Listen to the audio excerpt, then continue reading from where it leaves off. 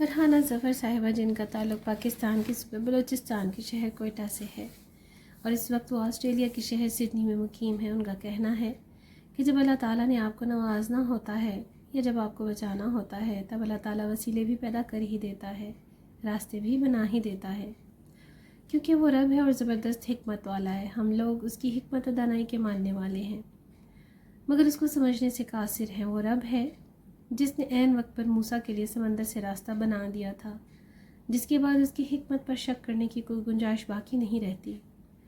لیکن بس ہم لوگ صبر سے کام نہیں لیتے، ہم لوگ اللہ تعالیٰ کی مدد پہنچنے کا انتظار نہیں کرتے۔ ہم لوگ امید کے دامن چھوڑ دیتے ہیں اور مایوس ہو جاتے ہیں۔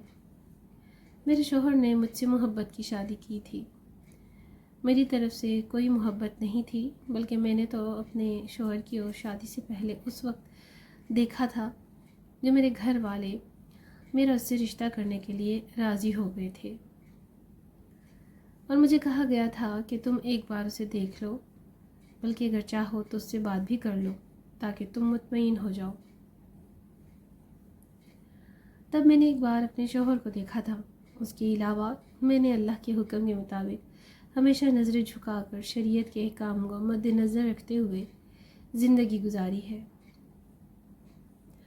میری زندگی میں نہ تو کوئی نامحرم آیا تھا اور نہ ہی میں نے کبھی اس کی کوئی گنجائش چھوڑی تھی۔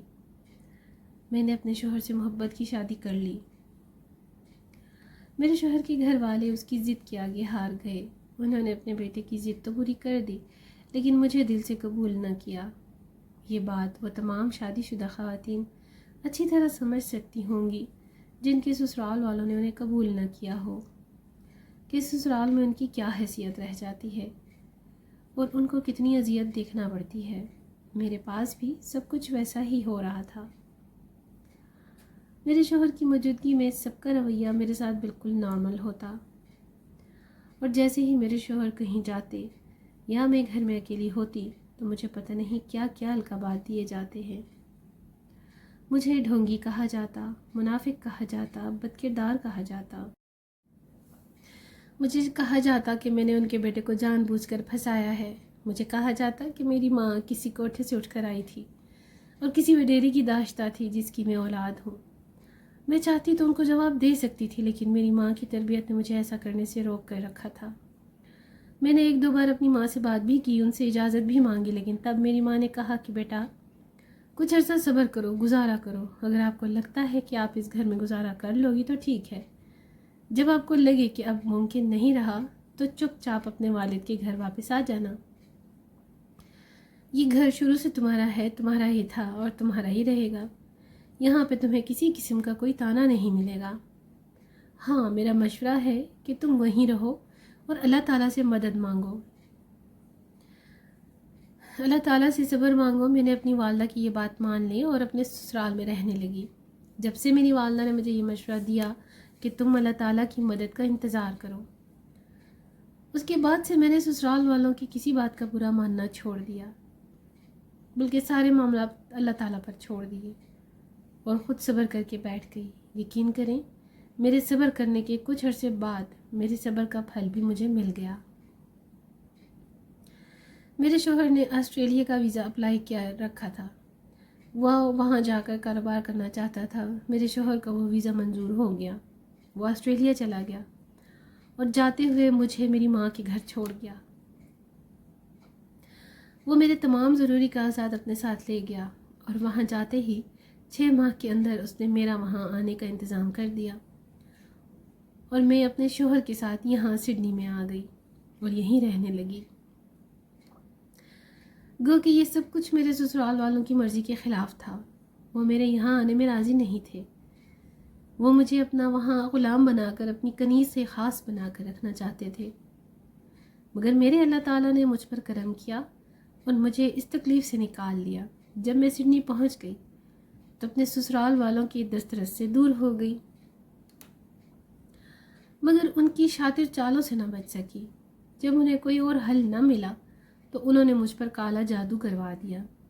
کالا جادو کروانے کے لیے انہوں نے میرے کچھ پرانے کپڑے استعمال کیے اور اس کے ساتھ میرے پاؤں کے ناخن بھی استعمال کیے گئے۔ یہ ساری باتیں مجھے اس وقت پتہ چلیں جب میں نے اس جادو کو توڑ کرنا شروع کیا۔